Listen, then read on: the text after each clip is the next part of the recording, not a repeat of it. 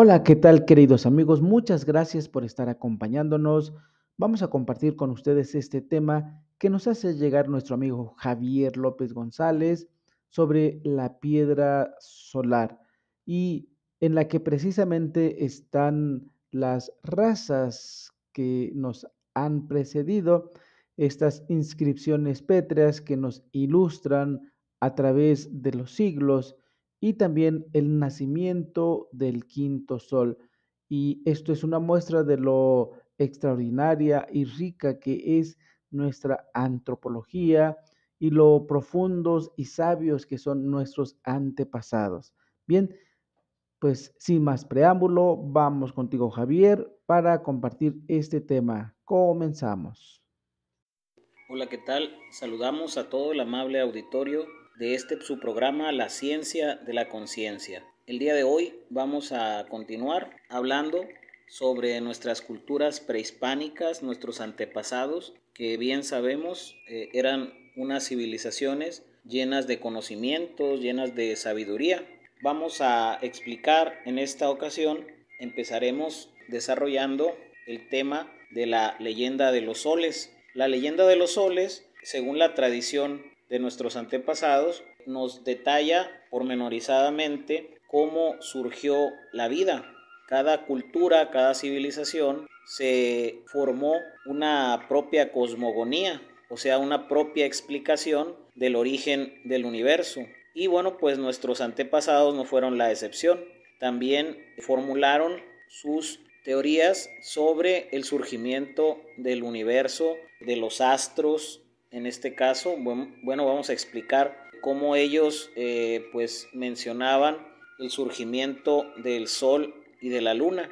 Pero como principio, como primera parte, tenemos que hablar de la leyenda de los soles. Según nuestros antepasados, antes que el sol que nos alumbra y nos ilumina todos los días, que es el quinto, le precedieron, existieron antes de él 4 soles. Cada uno de estos soles simboliza y representa una humanidad, un tipo de civilización que existió antes que apareciera la actual. Nosotros somos llamados los hijos del quinto sol, según nuestros antepasados. Esto quiere decir que existieron 4 humanidades con características distintas, diferentes a las nuestras, tanto físicamente como psicológicamente. Tuvieron que haber diferencia entre estas humanidades. A la luz de la enseñanza gnóstica, esto de los 5 soles, esto de la leyenda de los soles, se explica como las razas, las humanidades que existieron en un pasado remoto. Por ejemplo, la enseñanza gnóstica nos menciona que hubo un primer sol. Esto lo podemos nosotros verificar en la piedra del sol o calendario azteca.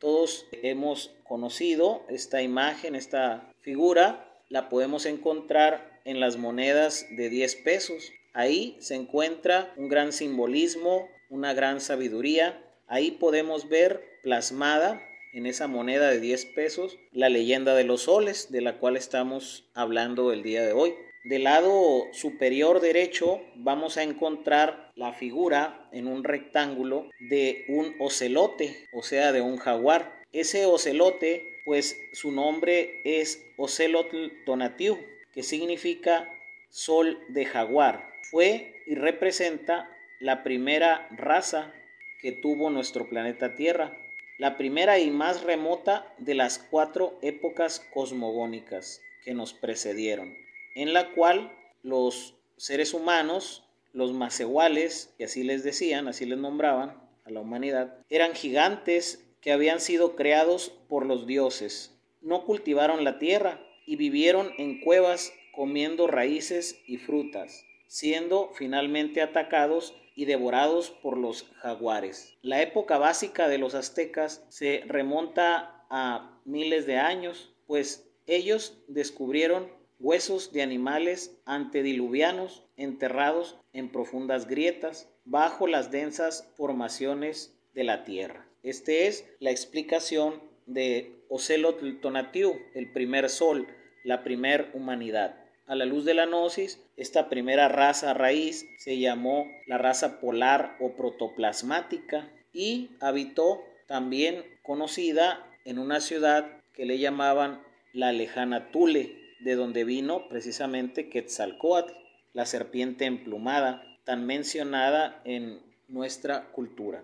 Del lado superior izquierdo encontramos un segundo rectángulo, el segundo sol, que se llama Ejecatl Tonatiuh. Ejecatl en lenguaje náhuatl significa viento, aire. Ejecatl de hecho es una deidad, una divinidad, es el dios del aire, el dios del viento para nuestros antepasados. Ese segundo sol simboliza la segunda época, al final de la cual la humanidad fue destruida por fuertes vientos y los dioses transformaron a las gentes en monos para que pudieran trepar mejor y así no fueran arrastradas por el huracán, por los fuertes vientos y huracanes que desató Ejecatl Tonatiuh, originando así la similitud entre la raza humana y los simios. Eso se debió a que enormes forestas fueron encontradas destruidas por tempestades. En la parte inferior izquierda encontramos el tercer sol, Quiahuitl Tonatiuh.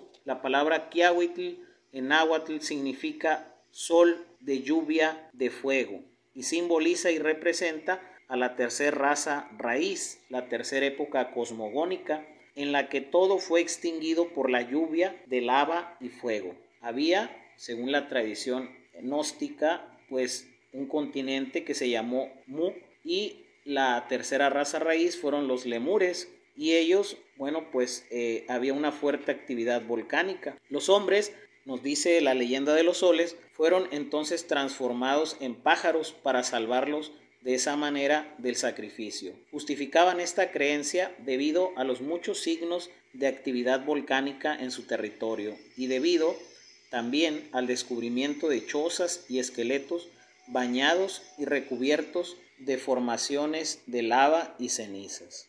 Del lado inferior derecho encontramos a el cuarto sol, Atl Tonatiuh, la cuarta raza, los atlantes. De este continente atlante pues nos ha hablado Platón, ese filósofo griego, y han encontrado muchos vestigios en el fondo del océano Atlántico, que lleva su nombre, de una civilización que existió en esa parte del mundo. Atl Tonatiuh, el cuarto sol, significa en náhuatl sol de agua. Significa la cuarta época, al final de la cual todo pereció debido a tempestades terroríficas y lluvias torrenciales que cubrieron la tierra alcanzando los picos de las más altas montañas. Los dioses cambiaron los hombres en peces para salvarlos del diluvio universal, lo que nosotros hemos conocido a través de las escrituras bíblicas como el gran diluvio, el diluvio universal. El descubrimiento de diferentes especies fosilizadas de la fauna marina fue la base para esta creencia. Hasta aquí vamos a dejar esta primera parte del programa donde explicamos la leyenda de los soles, estudiamos el primer sol, segundo sol, tercer sol y cuarto sol. En una segunda parte del programa vamos a enfocarnos en el estudio del quinto sol que nos está actualmente rigiendo. Bien, regresamos a su programa La Ciencia de la Conciencia. Estamos tratando en esta segunda parte el tema de la leyenda de los soles, cómo se explicaron nuestros antepasados aztecas, toltecas, las culturas prehispánicas que nos precedieron el origen del universo, el origen de los astros, de las estrellas. Explicamos en esta primera parte del programa la leyenda de los soles, los hijos del primer sol que fueron devorados por los jaguares, los hijos del segundo sol que fueron arrasados por fuertes huracanes y los dioses los convirtieron en simios, en monos, los hijos del tercer sol que fueron borrados del mapa por lluvia de fuego, por gran actividad volcánica, los hijos del cuarto sol que según la tradición, la leyenda de los soles, fueron arrasados por el agua, por ese diluvio universal que se dio en algún momento de la historia de la humanidad y explicamos que se corresponden con esa parte de la enseñanza gnóstica de las razas. La primera raza, la raza polar o protoplasmática, así se llamaba. La segunda raza, los hiperbóreos. La tercera raza raíz, los lemures. Cuarta raza raíz, los atlantes. Y bueno, pues llegamos a la explicación de la quinta raza. Nosotros actualmente somos llamados los hijos del quinto sol. Todo esto lo podemos verificar, confirmar en el calendario azteca, en ese monumento, ese monolito gigantesco que existe allá en el Museo Nacional de Antropología e Historia en la Ciudad de México, que bueno, pues pesa varias toneladas de basalto y su diámetro es de 360 centímetros. Lo podemos ver en este Museo de Antropología en la Ciudad de México. Nosotros somos los hijos del quinto sol, según la tradición, la leyenda de los soles. 4 son los que están alrededor del sol central, de la figura principal del calendario azteca, que es Tonatiuh. Vamos a hablar precisamente de cómo es que ellos explicaron el nacimiento de nuestro sol actual, nuestros antepasados. Calaveras de ojos inesperadamente abiertos, figuras en el trance de decapitarse a sí mismas o sosteniendo victoriosas sus propias cabezas arrancadas, huesos que se convierten en flores, la historia del hombre que se incinera para luego resurgir de sus cenizas convertido en luz. La iconografía, la mitología y el arte del México antiguo enseñan el camino de la aniquilación de nuestros defectos psicológicos para llegar a la fusión con el ser, con lo espiritual. Sin embargo, esta muerte, que bien puede llamarse iniciática o mística, es concebida como un proceso dinámico interno, o sea, algo que tenemos que hacer en nuestro interior. No se trata sencillamente de acabar con la existencia de algo, sino de su transformación. Todo fin no es más que un nuevo principio. La muerte implica también un nacimiento. Aunque con el tiempo esta enseñanza se deformó y se cometieron auténticos sacrificios humanos, en la tradición religiosa original del México antiguo, muchos de los símbolos de la muerte llamaban más bien a una alteración radical de la condición humana, con el propósito de trascenderla. La mancha de los sacrificios humanos en el pasado de México, ocurrida al final de un largo camino de sabiduría, ha cubierto con un manto de incomprensión y a veces de deliberada malinterpretación las auténticas enseñanzas espirituales que se conocieron en esta parte del mundo. La culminación de esta lucha contra sí mismo es la integración con el ser, con el espíritu, que por otra parte se considera como el verdadero espíritu del hombre. En el Códice Borgia podemos encontrar la figura de un hombre sin cabeza, decapitado. Esto, bueno, pues simboliza y representa esa eliminación de defectos psicológicos que nosotros tenemos que realizar en nuestro interior para quedar convertidos y transformados en personas distintas, diferentes a lo que actualmente somos. En Teotihuacán, este triunfo se representa por el nacimiento de la luz al consumarse la muerte del yo. El llamado mito del nacimiento del quinto sol relata cómo el sol apareció gracias al sacrificio de Nanahuatzin. Nanahuatzin en náhuatl significa el buboso o el purulento, un humilde penitente de cuerpo deforme cuya carne se desprendía. Los párrafos que citamos provienen del Códice Matritense del Real Palacio en la versión de Miguel León Portilla. Bien, pues vamos a dar paso al relato de el mito del nacimiento del quinto sol. Se dice que cuando era de noche, cuando aún no había luz, cuando aún no amanecía, dicen que se juntaron, se llamaron unos a otros los dioses allá en Teotihuacán. Se dijeron entre sí: venid, oh dioses, ¿quién tomará sobre sí? ¿Quién llevará a cuestas? ¿Quién alumbrará? ¿Quién hará amanecer? Y enseguida allí habló aquel, allí presentó su rostro Tecusistécatl, dijo: oh dioses, en verdad yo seré. ¿Quién otro más? Enseguida unos y otros se miraron entre sí, unos a otros se hacen ver, se dicen: ¿cómo será? ¿Cómo habremos de hacerlo? Nadie se atrevía, ningún otro presentó su rostro. Todos, grandes señores, manifestaban su temor, retrocedían, nadie se hizo allí visible. Nanahuatzin, uno de esos señores, allí estaba junto a ellos, permanecía escuchando cuanto se decía. Entonces los dioses se dirigieron a él y le dijeron: tú serás, oh Nanahuatzin. Él entonces se apresuró a recoger la palabra, la tomó de buena gana y dijo: está bien, oh dioses, me habéis hecho un bien. Enseguida empezaron a hacer penitencia. 4 días ayunaron los dos, Nanahuatzin y Tecusistécatl. Entonces fue cuando también se encendió el fuego. Ya arde allá en el fogón. Nombraron al fogón roca divina. Y todo aquello con que aquel Tecusistécatl hacía penitencia era precioso. Sus ramas de abeto eran plumas de quetzal, sus bolas de grama eran de oro, sus espinas de jade. Así, las espinas ensangrentadas, sus sangramientos eran coral, y su incienso muy buen copal. Pero Nanahuatzin, sus ramas de abeto, todas eran solamente cañas verdes, cañas nuevas, en manojos de 3, todas atadas en conjunto eran 9, y sus bolas de grama solo eran genuinas barbas de ocote, y sus espinas también eran solo verdaderas espinas de maguey, y lo que con ellas se sangraba era realmente su sangre. Su copal era, por cierto, aquello que se raía de sus llagas. Bien, pues aquí estamos observando ese relato, esa leyenda que existe sobre el surgimiento de nuestro actual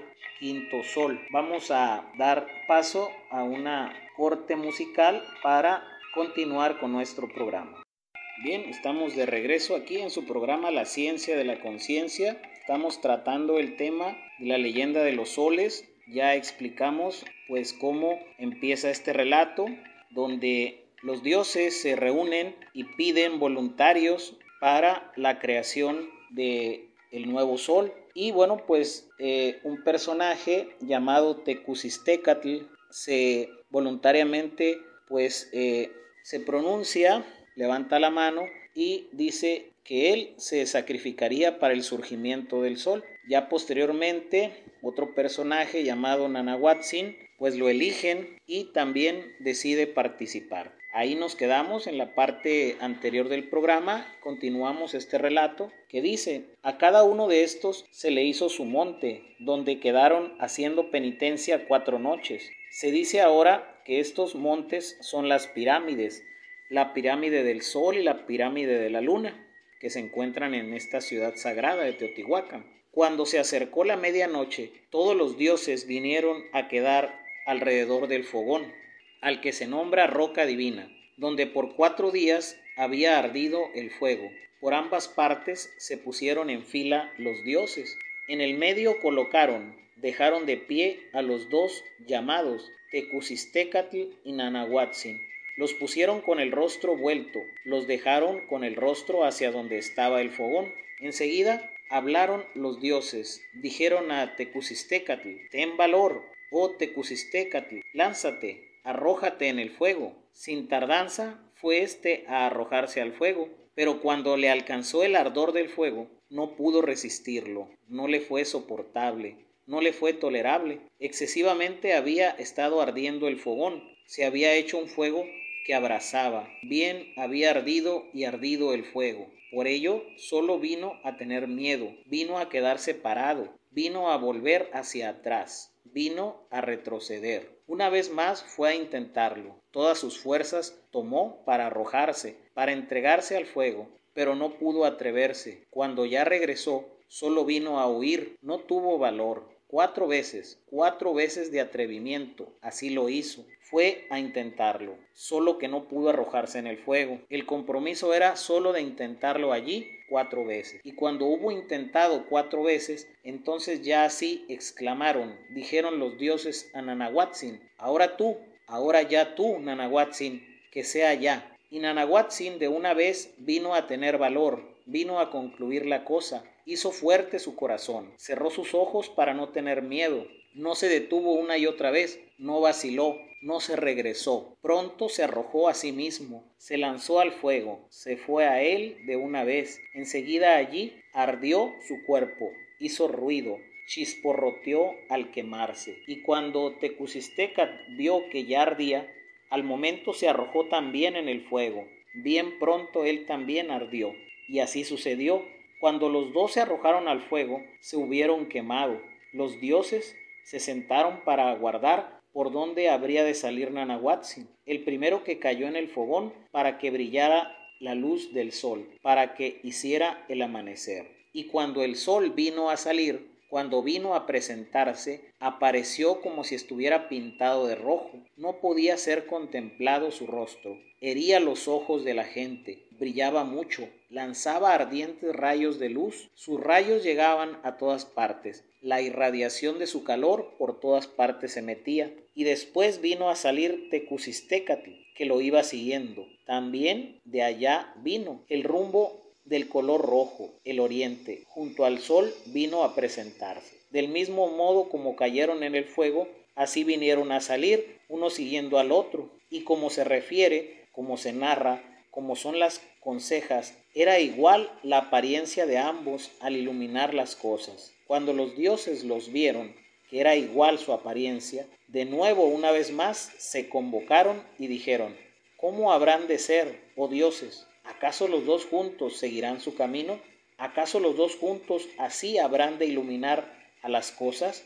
Pero entonces todos los dioses tomaron una determinación, dijeron: así habrá de ser, así habrá de hacerse. Entonces uno de esos señores de los dioses salió corriendo con un conejo, fue a herir el rostro de aquel de Tecusitécatl. Así oscureció su rostro, así le hirió el rostro, como hasta ahora se ve. De aquí se ve lo que se dice, que aquel pudo haber sido el sol. Tecusitécatl, la luna, si primero se hubiera arrojado al fuego, porque el primero se presentó para hacer penitencia con todas sus cosas preciosas. Aquí acaba este relato, esta conseja. Desde tiempos antiguos la referían una y otra vez los ancianos, los que tenían a su cargo conservarla. Ahora vamos a estudiar qué significa, qué simboliza esa anécdota, esa leyenda de la tradición del surgimiento del sol y la luna. Desde el punto de vista de la enseñanza gnóstica, qué simboliza, qué representa cada uno de estos personajes. En un tiempo de tinieblas que antecede al surgimiento de la luz, al despertar de la conciencia, los dioses se preguntan quién habrá de alumbrar la tierra. El primero en ofrecerse es Tecusitécatl, el dios del caracol. Los señores aún no están conformes y eligen un segundo candidato para la terrible misión, Nanahuatl, en diminutivo Nanahuatzin, el purulento, el buboso. En la roca divina se enciende el fuego del sacrificio. Comienzan el ayuno y la penitencia. Tecusitécatl utiliza solo objetos preciosos. Nanahuatzin entrega su propia sangre, su propia carne y 9 cañas atadas en 3 grupos de a 3. Cuando llega el instante decisivo, el dios del caracol retrocede asustado ante las llamas, mientras que el purulento, sin titubear en lo más mínimo, se arroja al fuego purificador. Avergonzado, Tecusitécatl le sigue y ambos arden en la hoguera. Al final, Nanahuatzin se convierte en el sol y Tecusitécatl en la luna. Lauret Seyour subraya que el elegido de los dioses es Nanahuatzin, el purulento, aquel cuyo cuerpo se desintegra, el hombre que, superando la dualidad materia-espíritu, ha empezado a desprenderse de su yo fragmento. Para el filósofo y antropólogo contemporáneo Samael Aumbeor, este mito enseña que en el retorno al espíritu, al ser, se presentan 2 caminos: el camino lunar, largo como la espiral del caracol, que no toma en cuenta la muerte del ego, y el camino solar, directo, que tiene como fundamento justamente la aniquilación del ego, del sí mismo. Esto significa, queridos amigos radioescuchas, que si queremos transformarnos en maestros, debemos imitar al purulento, incinerar el ego. Desafortunadamente, la mayor parte, los millones de criaturas que vivimos en este planeta Tierra, preferimos el sendero del caracol, el camino lunar. Bien, pues ya estudiamos, ya analizamos lo que significa, lo que representa esta alegoría de esta anécdota, de esta tradición de la leyenda de los soles, el surgimiento del sol y de la luna. Vamos nuevamente a dar paso a una pausa musical para regresar a la parte final de nuestro programa. Bien, regresamos a nuestro programa La Ciencia de la Conciencia. En esta ocasión, ya en la parte final, en la cuarta y última parte de este programa, donde tratamos la leyenda de los soles, donde vimos la leyenda, el cuento del surgimiento del sol y de la luna actuales que nos alumbran, que nos iluminan, uno de día y otro de noche. También estudiamos pues los 4 soles que estuvieron antes que este quinto sol, según nuestros antepasados. Y bueno, pues también analizamos el simbolismo del nacimiento del quinto sol. El mito del nacimiento del quinto sol tiene por escenario la ciudad sagrada de Teotihuacán. Esto significa, la palabra Teotihuacán, la ciudad de los dioses, o mejor dicho, la ciudad donde los hombres pueden llegar a hacerse dioses a través de ese proceso de autoperfeccionamiento, observación, descubrimiento de sus agregados psicológicos, de sus defectos de carácter y la transformación en personas completamente distintas, completamente diferentes. El eje que atraviesa el centro de Teotihuacán fue llamado Calle de los Muertos o Calzada de los Muertos, en náhuatl Micaotli, y al oriente de esta ruta se alza la pirámide del Sol. Aquellos que aspiran a convertirse en sol deben recorrer primero el camino de la eliminación del ego.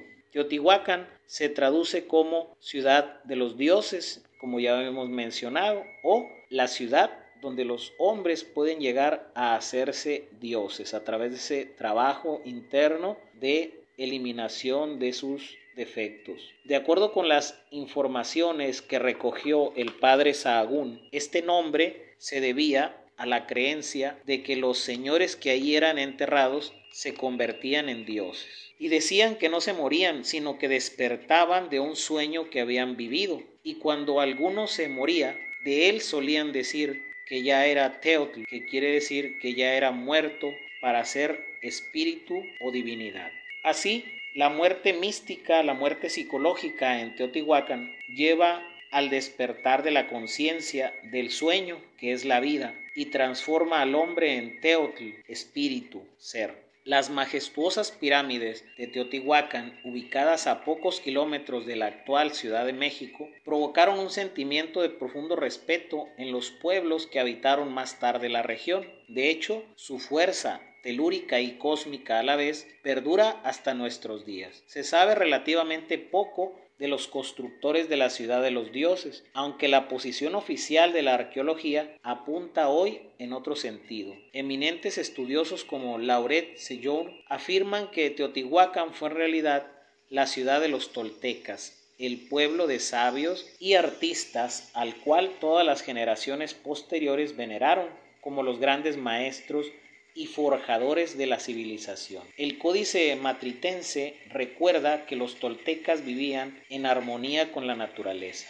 Eran conscientes de sí mismos y de su entorno, dedicados a fabricar cosas bellas. Este Códice Matrinense dice lo siguiente sobre los toltecas. Y estos toltecas eran muy ricos, eran muy felices, nunca tenían pobreza o tristeza, nada faltaba en sus casas. Nunca había hambre entre ellos. Se dice que cuando vivió allí Quetzalcóatl, muchas veces los hechiceros quisieron engañarlo para que sacrificara hombres, pero él nunca quiso, porque quería mucho a su pueblo, que eran los toltecas. Hasta ahí lo que nos dice el Códice Matritense. Cuando ya habían pasado varios siglos desde que la ciudad de los dioses había sido abandonada, un pueblo extraño, en ese entonces insignificante, llegó al Valle Central de México, los aztecas o mexicas, guerreros destinados a convertirse en los regentes de un poderoso imperio. No tardaron en proclamarse como los legítimos herederos de la antigua tradición tolteca. Así, al mismo tiempo que guardaron los principios religiosos de la cultura náhuatl, los aztecas les imprimieron un sello característico de lucha y dominio material. A pesar de esta degradación simbólica, consideramos que la enseñanza de la muerte del ego es discernible en el mito azteca del nacimiento de sus dioses. Estos relatos sirvieron de fundamento a la edificación de la capital del imperio. Nos estamos refiriendo a México Tenochtitlan, y de alguna manera acompañó a los aztecas hasta la caída de la gran ciudad durante la lucha contra los españoles y sus aliados, es decir, hasta el fin. Bien, pues agradecemos el favor de su atención, haciendo un resumen en estas 4 partes de este programa, pues estudiamos, analizamos la leyenda de los soles a la luz de la antropología oficial y a la luz de la antropología gnóstica. Dijimos que esos 4 soles que precedieron al quinto sol, al actual, simbolizan y representan humanidades que existieron en otras épocas, en otros momentos de la humanidad, y pues tuvieron su época de esplendor y también su final, cada una de esas humanidades. Nosotros, los hijos del quinto sol, pues no vamos a ser la excepción. Según las profecías de nuestros antepasados, ese quinto sol pues está representado dentro de la figura del símbolo de Olin, el dios del movimiento. Esto quiere decir que los hijos del quinto sol pues van a perecer, vamos a desaparecer de este mundo debido a fuertes terremotos y temblores, a movimientos, como lo indica el símbolo de Olin, el dios del movimiento. Bien, hasta aquí vamos a dejar el programa del día de hoy, agradeciendo a todos su amable preferencia, su atención, y los invitamos a continuar sintonizando esta radio y de informándonos y alimentando nuestra conciencia a través de estos programas. Hasta luego.